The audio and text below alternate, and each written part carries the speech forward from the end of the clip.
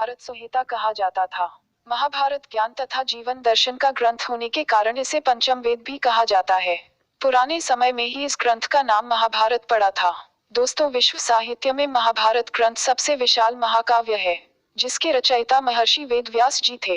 रामायण ग्रंथ की तरह ही इस महाभारत महाकाव्य को विश्व के सभी भाषाओं में अनुवाद किया जा चुका है, तथा भारत के ही नहीं अन्य देशों के लेखक भी इस ग्रंथ से प्रेरित हुए हैं। महाभारत का रूपांतरण काव्य के साथ साथ कथा, नाटक और कथा चित्रवालियों में भी हो चुका है। इस महाकाव्य के कथाओं को भारत की समस्त नृत्य शैलियों तथा संगीत नाटिकाओं में भी दर्शाया जाता है। महाभारत के कथाओं पर कितने हैं टीवी सीरियल और सिनेमा बन चुके हैं, और आज भी इस महाकाव्य का कथानक कितना सशक्त है कि आधुनिक तकनीक का प्रयोग करके हॉलीवुड में बेन-हूर, हैरी पॉटर, अवतार और लॉर्ड ऑफ द रिंग्स से भी अधिक भव्य मूवी का सफलतापूर्वक निर्माण किया जा सकता है। भारतीय जीवन का चित्रण। महाभारत का यह विशाल महाकाव्य में भारतीय जीवन के सभी अंगों का विस्तारित चित्रण किया गया है। महाभारत के रचनाकार ने अपनी लेखनी पर स्वैच्छिक नियंत्रण रखा था। अभी भी जब इस महाकाव्य का चित्रण किया जाता है, तब आज के लेखक भी इस कथा को लिखने में अपने आप पर नियंत्रण रखते हैं।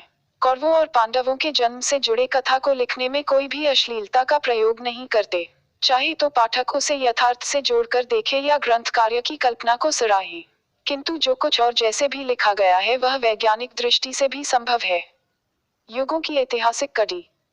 दोस्तों, रामायण महाकाव्य की गाथा त्रेता युग की घटना है, और हिंदू पुराणों के अनुसार महाभारत महाकाव्य की गाथा द्वापर युग से आरंभ होकर कलयुग के आगमन तक का समस्त इतिहास अपने में समेटे है। इसमें वर्णित है कुछ पात्र तो ऐसे हैं जो रामायण और महाभारत दोनों युगों में ही मौजूद थे, जैसे कि देवर्षि नारद, भगवान परशुराम, हनुमान जी इत्यादि। यह सब वह पात्र हैं जो कि सतयुग, त्रेता, द्वापर और कलयुग को जोड़ने की कड़ी बने, अर्थात यह सभी पात्र रामायण के साथ साथ महाभारत काल में भी मौजूद थे। यह सभी पात्र सनातन धर्म की निरंतर श्रृंखला को आदिकाल से आधुनिक युग तक जोड़ते हैं। महाभारत के भयानक महायुद्ध में कौरवों तथा पांडवों के साथ साथ 18 अक्षौहिणी सेनाओं ने भी भाग लिया था। दोस्तों, महाभारत महाकाव्य के अनुसार एक अक्षौहिणी सेना में लगभग 21,870 रथ, 21,870 हाथी, 1,09,350 पैदल एयर, 65,610 घुड़सवार होते हैं। इस अद्भुत महाकाव्य में वर्णित उल्लेख के अनुसार युद्ध में सैनिक बहुत ही भव्य तरीके से युद्ध किया करते थे। महाभारत महाकाव्य मुख्यतः कौरव, पांडव तथा उनके वंशज और उस समय के तत्कालीन भारत के अन्य वंशों के परस्पर संबंधों, संघर्षों, रीति रिवाजों की महान गाथा अपने में समेटे हुए हैं, जो अंत में निर्णायक महाभारत युद्ध की ओर बढ़ती है। दोस्तों, महाभारत का भयानक युद्ध 18 दिनों तक चला था। उसमें दोनों पक्षों की 18 अक्षौहिणी सेना के साथ साथ भारत के लगभग सभी अधर्म पर चलने वाले क्षत्रिय वीरों का अंत हुआ था।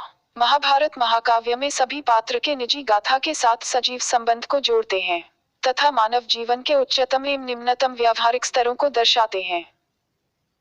दोस्तों, लगभग 1 लाख श्लोकों वाले इस महाकाव्य में 76,000 श्लोकों में तो पात्रों के आख्यानों का ही उल्लेख है, जो इस महाभारत महाकाव्य इन हिंदी महाकाव्य के महायुद्ध को क्लाइमैक्स अंत की ओर ले जाते हैं।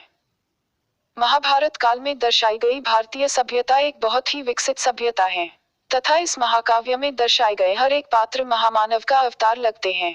महाभारत के समय का हर एक पात्र केवल भारत में ही नहीं अपितु वह स्वर्गलोक और पाताल लोक में भी विचरण किया करते थे। एक और बात जो महाभारत को रामायण से अलग करती है, वह यह है कि उल्लेखित महाभारत महाकाव्य के तथ्यों के अनुसार उजागर होता है कि रामायण काल की अपेक्षा में महाभारत काल में राक्षस पात्र बहुत कम थे, जिससे सामाजिक विकास का आभास हम सबको मिलता है। नैतिक महत्व। रामायण महाकाव्य में भगवान श्री राम प्रभु का चरित्र ही आदर्श कर्तव्य परायणता के प्रत्येक स्थिति को दर्शाया गया है, परंतु महाभारत में सामाजिक जीवन की घटनाओं तथा परिस्थितियों में समस्याओं से जूझने का चित्रण किया गया है।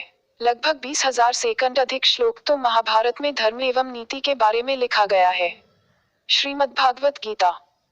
श्रीमद्भागवत गीता महाभारत जैसे विशाल महाकाव्य का एक विशिष्ट भाग है। महाभारत महाकाव्य में लिखी गई श्रीमद्भागवत गीता संसार की सबसे लंबी दार्शनिक कविता है। गीता का अति बहुमूल्य ज्ञान महाभारत युद्ध आरंभ होने से पहले भगवान श्री कृष्ण और कुंती पुत्र अर्जुन के बीच वार्तालाप की शैली में लिखी गई है। भागवत गीता का महान संदेश प्रेरणादायक, तर्कसंगत तथा प्रत्येक स्थिति में श्रेष्ठ है। संक्षिप्त में गीता सार इस प्रकार है। जब भी संसार में पृथ्वी लोक पर धर्म की हानि होती है तब ईश्वर परमात्मा धर्म की पुनः स्थापना करने के लिए किसी न किसी रूप में पृथ्वी पर अवतरित होते हैं। ईश्वर परमात्मा सभी प्रकार के ज्ञान के स्रोत हैं। वह सर्वशक्तिमान, सर्वज्ञ तथा सर्वव्यापक हैं। मृत्यु केवल शरीर की होती है, आत्मा अजर और अमर है। आत्मा परमात्मा का ही एक छोटा सा स्वरूप है। वह पहले शरीर के अंत के पश्चात दूसरे शरीर में पुनः प्रवेश कर नए शरीर के अनुकूल अपनी क्रियाएं करती है। जन्म मरण का यह घटनाक्रम आत्मा की मुक्ति तक, जब तक कि मोक्ष न मिल जाए तक निरंतर चलता रहता है। सत्य और धर्म सदैव और हमेशा अधर्म पर विजय होते हैं। सभी इंसान एक ही ईश्वर परमात्मा की अपनी अपनी आस्था अनुसार आराधना और पूजा करते हैं, किंतु ईश्वर परमात्मा के जिस रूप में आराधक हम सब आस्था व्यक्त करते हैं, ईश्वर परमात्मा उसी रूप को सार्थक कर हम सब की आराधना को स्वीकार करते हैं। ऐसी बातें में हिंदू धर्म की धर्मनिरपेक्षता समाई हुई है। हर प्राणी को बिना किसी लोभ, पुरस्कार या तिरस्कार के भय को छोड़कर अपने कर्तव्यों का पालन करना चाहिए तथा अपने मन के भावों को कर्तव्य पालन करते समय विरक्त रखना चाहिए। प्राणी का अधिकार केवल कर्म करने पर है, कर्म के फल पर नहीं। कर्म फल ईश्वर परमात्मा के अधीन है। दुनिया में अहिंसा ही परम धर्म है, उसी प्रकार धर्म की रक्षा हेतु हिंसा भी उचित है। किसी भी कार्य या किसी चीज की ज्यादा इच्छा अच्छी नहीं, अर्थात अति सर्वत्र वर्जित है। हर प्राणी को अपने मन के अनुकूल धर्म अनुसार कर्म करना चाहिए तथा अपने हर कर्म को ईश्वर परमात्मा के प्रति समर्पित कर देना चाहिए। गीता की दार्शनिकता विश्व में सबसे प्राचीन है। गीता का दिव्य ज्ञान सभी जातियों, देशों के प्रत्येक स्थिति में मान्य है। दुनिया का किसी भी वर्ग, जाति, धर्म के व्यक्ति भागवत गीता का ज्ञान को प्राप्त कर सकते हैं। भागवत गीता में मानव जीवन में उत्पन्न होने वाली सारी समस्याओं का हल है, इसलिए हर इंसान को भागवत गीता अपने जीवन में जरूर पढ़ना चाहिए। ऐतिहासिक महत्व। दोस्तों, मानव सृष्टि के इतिहास में भारत का इतिहास सबसे प्राचीन माना जाता है। भारत के सूर्यवंशी और चंद्रवंश का इतिहास जितना पुराना है, इतना पुराना इतिहास विश्व के अन्य किसी वंशों का मौजूद नहीं है। यदि रामायण महाकाव्य में सूर्यवंशी राजाओं का इतिहास है, तो महाभारत के विशाल महाकाव्य में चंद्रवंशी राजाओं का इतिहास वर्णित किया गया है। सीरिया और मिस्र में जिन राजवंशों का वृतांत हमें मिलता है वह भी चंद्रवंश की ही शाखाएं हैं। दोस्तों, पुराने समय में इतिहास, आख्यान, संहिता तथा पुराण को एक ही अर्थ में प्रयोग किया जाता था।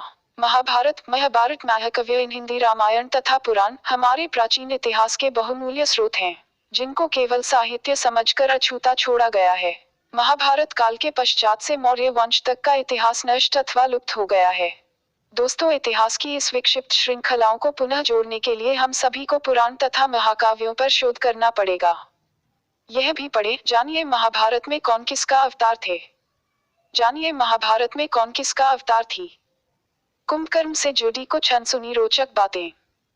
जानिए क्या है अग्नि पुराण और उसकी कथा।